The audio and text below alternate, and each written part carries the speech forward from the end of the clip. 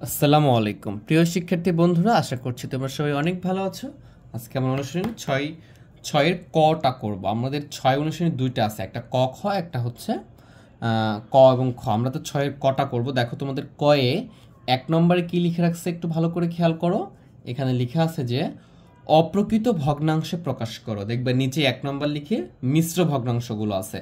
তা আমরা প্রথম বেসিক ক্লাসে এইটার বিস্তারিত আলোচনা করেছি, তোমরা অবশ্যই ক্লাসটা দেখে আসবা। এবং আমি যদি দেখে না থাকো, আমি ডেসক্রিপশন বক্সে তোমাদের লিঙ্কটা দিয়ে দিচ্ছি, তোমরা অবশ্যই ক্লাসটা দেখবা, তাহলে আরও ভালো বুঝতে পারবা। তাহলে এইটা কিন্তু একটা মিশ্র ভগ্নাংশ, তাহলে এটাকে কি করতে বলছে? অপ্রকৃত ভগ্নাংশে প্রকাশ করতে বলছে। তাহলে এরকম যদি থাকে তাহলে তোমরা কিভাবে করবা একটু খেয়াল করবা। এইভাবে তুমি এখানে কি ইকুয়াল দিয়ে দিবা, তারপর এখানে টান দিয়ে দাও। তারপর এই যে নিচে তিনটা ছিল, এই তিনটা অপরিবর্তিত অবস্থায় নিচে থাকবে। আর এইখানে উপরে আমাদের যে পূর্ণ সংখ্যার সাথে হরটা গুণ করব, মানে 2 গুণ 3 করব, এর সাথে গুণফলের সাথে আমরা যোগ করব উপরের লবটা, এই যে যোগ করে দিলাম। তারপরে ইকুয়াল দাও, দেওয়ার পরে কি করবা দেখো, 3 আর 2 গুণ করলে কি 3 দুগুণ 6, তাহলে এখানে লিখবো 6 যোগ 2 বাই 3। এরপরে 6 দুগুণ 8, 6 আর 2 8, নিচে থাকতেছে 3। তাহলে এই ভগ্নাংশের অপ্রকৃত ভগ্নাংশটা হয়ে গেল।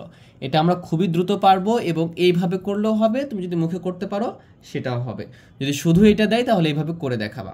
দেখো তোমাদের 2 নম্বরটা দেওয়া আছে এরকম যে 3 পূর্ণ 9 1। তাহলে এটা কিভাবে করবা? এইভাবে টান দিয়ে 9টা নিচে লিখে ফেলবা, এরপরে পূর্ণ সংখ্যার সাথে 9 গুণ হবে হরটা, তাহলে 3 গুণ 9, এই গুণফলের সাথে লবটা যোগ হবে, মানে যোগ হচ্ছে 1। তাহলে ইকুয়াল টু বা সমান, এটা সমানকে আমরা ইকুয়াল বলি ইংরেজিতে। তাহলে 9টা লিখবো নিচে এবং 3 নং 27, তার সাথে 1 যোগ, আগে গুণ তারপরে যোগ।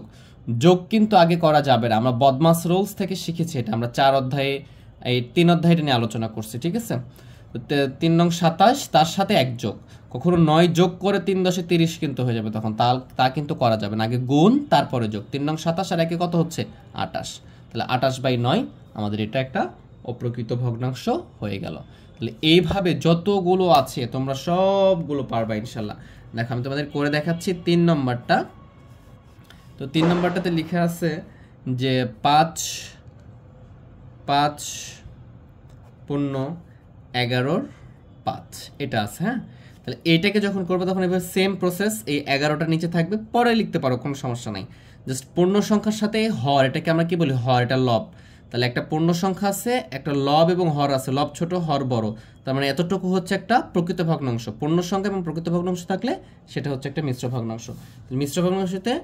মিশ্র ভগ্নাংশকে অপ্রকৃত করার নিয়ম হচ্ছে আমরা পূর্ণ সংখ্যার সাথে, মানে 5-এর সাথে নিচের হরটা গুণ করে দিব, গুণ করলাম, এই গুণফলের সাথে লবটা যোগ করবো, মানে 5 যোগ করব, আর হরে যে 11 ছিল এটা হরেই থেকে যাবে এইভাবে।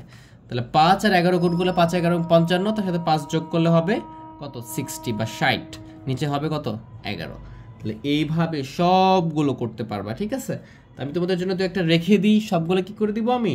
আচ্ছা করে দিই, তাহলে তোমাদের জন্য ইজি হবে, তোমরা বেশি বেশি করে প্র্যাকটিস করবা, তাহলে অঙ্কটা আরও ভালো শিখতে পারবা। 4 নম্বরটা দেখো, 4 নম্বরে দেওয়া আছে 6 পূর্ণ 10 3। 6 পূর্ণ 10 3, তাহলে এটাকে আমরা কিভাবে করতে পারি? সেম প্রসেস, 6 10 60 যোগ 3 63। তুমি যদি একবারে লিখতে পারো লিখে ফেলো, কোনো সমস্যা নাই, এভাবে লিখলেও হবে। জাস্ট পরীক্ষায় যদি ডিরেক্টলি এই অঙ্কটা দেয় তাহলে তোমরা এভাবে ভেঙে করবা, তাহলে একটু ভালো হবে, একটু বুঝিয়ে দিবা আর কি। এইভাবে করলেও হবে, এটা তোমাদের টিচারের উপর ডিপেন্ড করবে। তোমার টিচারকে আস্ক করে নিবা যে স্যার এভাবে করবো, করে এটা বের করবো না ডিরেক্টলি এভাবে করলেও হবে। জাস্ট এটা বোঝার জন্য লিখলাম, এভাবে করলেও হবে। জাস্ট এর সাথে এটা গুণ করে দাও, পূর্ণ সংখ্যার সাথে হর গুণ করো, তাহলে 6 10 60, তার সাথে লব যোগ 63, তাহলে 63 উপরে লিখবা, আর নিচে যেটা হর সেটা তো নিচেই থেকে যায়। এরপরে দেখো 5 নাম্বারটা আমাদের আছে যে 20 পূর্ণ 2 1। তাহলে এটা আমরা কি করব? 20 আর 2 গুণ করো, 20 দুগুণ 40, তার সাথে 1 যোগ করো, তাহলে কত হচ্ছে? 41/2। তাহলে এইভাবে আমরা অপ্রকৃত ভগ্নাংশকে, এই যে আমাদের অপ্রকৃত ভগ্নাংশকে, মিশ্র ভগ্নাংশকে আমরা অপ্রকৃত ভগ্নাংশ প্রকাশ করে ফেললাম। এখানে প্রত্যেকটা ভগ্নাংশ অপ্রকৃত। কেন অপ্রকৃত হয়েছে? 8/3, লব বড় হর ছোট, অপ্রকৃত, আমরা ডেফিনেশন শিখছি। এখানে দেখো 28/9, লব বড় হর ছোট, অপ্রকৃত। 60/11, তার মানে কত হচ্ছে এটা? এটা হচ্ছে এই যে আমাদের লবে হইছে বড়, হরে হইছে ছোট, মানে এটা হচ্ছে অপ্রকৃত। সিমিলার ওয়েতে প্রত্যেকটাই অপ্রকৃত। আশা করি বিষয়টা বুঝতে পারছো। এরপরে তোমাদের বইয়ে দেখো 2 নম্বরে দেওয়া আছে মিশ্র ভগ্নাংশ বা পূর্ণ ভগ্নাংশ পূর্ণ সংখ্যায় প্রকাশ করো, মানে অপ্রকৃত দেওয়া আছে এটাকে মিশ্র করতে বলছে। আমরা প্রথমে শিখলাম অপ্রকৃত, মিশ্র ছিল অপ্রকৃত করা, এখন অপ্রকৃত আছে মিশ্র করব।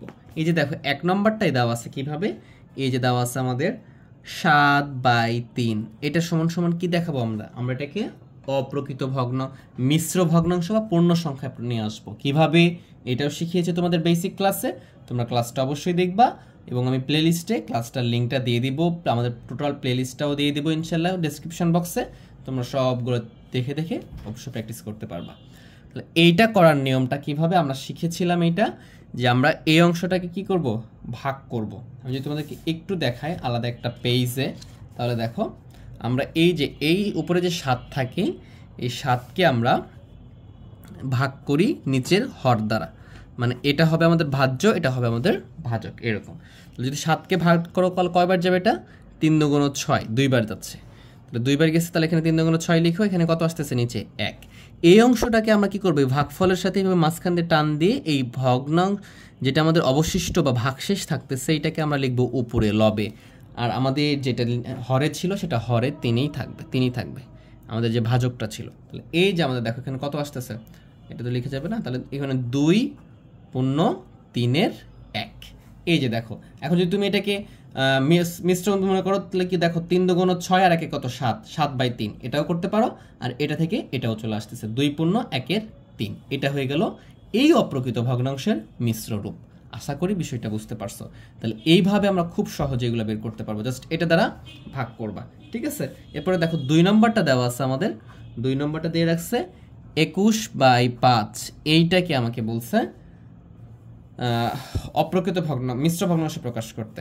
তাহলে এখানে লিখে ফেলবা 21, সেটাকে 5 দ্বারা ভাগ করো, তাহলে 21কে ভাগ করলে কত হবে, 4×5 20, মানে 4 বার যাচ্ছে, নিচে থাকতেছে কত 1। তাহলে আমরা এখানে টান দিয়ে কি করি, এই অবশিষ্ট বা ভাগশেষটা আমরা উপরে লিখি, এবং আমাদের যেটা এখানে ভাজক আকারে থাকে অথবা এখানে হর বলতে পারি, সেটা নিচে হরেই থাকে এইটা। তার মানে 21/5-এর অপ্রকৃত মিশ্র ভগ্নাংশ বা পূর্ণ সংখ্যার প্রকাশ করা হচ্ছে এইটা 4, এটা পূর্ণ সংখ্যা আসছে, এই জন্য এটাকে বলতেছে এইভাবে আর কি। তাহলে 1/5, এখানে যে বলছে পূর্ণ সংখ্যায় প্রকাশ করো, তার মানে এটা বলতে বোঝাই মিশ্র ভগ্নাংশ। এইবারে দেখো 4 পূর্ণ 5-এর 1, এই ভগ্নাংশটার মিশ্র রূপ। এইটা থেকে এবার এটা বানাইতে পারবা কিভাবে, এটা সাথে এটা গুণ করো, 4×5 20, তার সাথে এটা যোগ করতে হয় 21/5, দেখো 21/5-ই আছে। তাহলে এইভাবে আমরা প্রত্যেকটা ভগ্নাংশ করতে পারবো। এই যে তোমাকে ভাগ করে দেখাচ্ছি, তোমরা যদি একটু বেশি প্র্যাকটিস করে ভাগ করে দেখানোও লাগবে না, ডিরেক্টলি তোমরা ম্যাথগুলো করতে পারবে ইনশাল্লাহ। এরপরে দেখো 3 নাম্বারটা আমাদের দিয়ে রাখছে, 3 নাম্বারটা দেওয়া আছে আমাদের 36/9। তাহলে এবারে খেয়াল করো, 36কে 9 দ্বারা ভাগ করলে কত হবে, 4 হবে। তাহলে এইটাই হচ্ছে এটার মিশ্র রূপ বা পূর্ণ সংখ্যায় প্রকাশ হয়ে গেছে। এখানে অপ্রকৃত ভগ্নাংশ, প্রকৃত ভগ্নাংশ আসে নাই, জাস্ট এতটুকু আসছে, শুধু পূর্ণ সংখ্যা আসছে। তাহলে 36/9, এটা তো 9 তো ডিরেক্টলি ভাগ করতে পারি, 4 নং 36, তাহলে অ্যান্সার হচ্ছে আমাদের কত 4। তাহলে এইভাবে আমরা খুবই দ্রুত খুবই সহজে আমরা এগুলো করতে পারবো। তাহলে এইখানে কত আছে দেখো 78/11, তাহলে 78কে 11 দ্বারা ভাগ করবা, 78কে 11 দ্বারা ভাগ করো, তাহলে কত যাবে বলো তো, তুমি যদি ভাগ করো দেখো এভাবে যদি ভাগ করো 7 কত হবে 77, তাহলে 78কে যদি আমরা 11 দ্বারা ভাগ করি তাহলে কতবার যাবে, এটা 7 বার যাবে। তাহলে 7 7 7 77 হয়, এখান থেকে 1 টানতেছে, আমরা এখানে টান দিই, 1টা উপরে লিখি আর 11টা নিচে লিখি, তাহলে 7 পূর্ণ 11-র 1 হচ্ছে এটার মিশ্র ভগ্নাংশ। তাহলে 7 পূর্ণ 11-র 1, এটা হচ্ছে এটা কি মিশ্র ভগ্নাংশ। এইভাবে আমরা খুবই ইজিলি এগুলো বের করতে পারবো ইনশাআল্লাহ। এরপরে সর্বশেষ 5 নাম্বারটা দেখবো, দেখার মাধ্যমে আমরা ক্লাসটা শেষ করব। পরবর্তী পর্বে ইনশাআল্লাহ আমরা বাকি 3 4 5 6 এগুলো করার ইনশাআল্লাহ ট্রাই করব। এটা কত আছে দেখো 220, এটা এখানে কত আছে 10। তুমি যদি একটু মাথা খাটাও 220কে 10 দ্বারা ভাগ করবা, আমি কিন্তু ভাগ না করেও দেখাইতে পারি যদি তুমি পারো আর কি, না পারলে সমস্যা নাই। তাহলে এটাকে যদি 220কে ভাগ করো জাস্ট 22 আসবে, কত আসবে 22 আসবে। এটাকে কোনো কারণ এই যে 0 0 কেটে দিলে কি থাকে, 1 থাকে, 1 দ্বারা ভাগ করলে 22 হয়। তাহলে এইভাবে পূর্ণ সংখ্যা এটা প্রকাশ হয়ে যাবে। আশা করি বিষয়টা বুঝতে পারছো। যদি ক্লাসটা ভালো লেগে থাকে ভিডিওটাকে লাইক করে দিবা, বন্ধুদের মাঝে শেয়ার করে দিবা, আর অবশ্যই চ্যানেলকে সাবস্ক্রাইব করবা। সাবস্ক্রাইব করে থাকলে অসংখ্য ধন্যবাদ। তো সবাই ভালো থেকো, সুস্থ থেকো, আল্লাহ হাফেজ।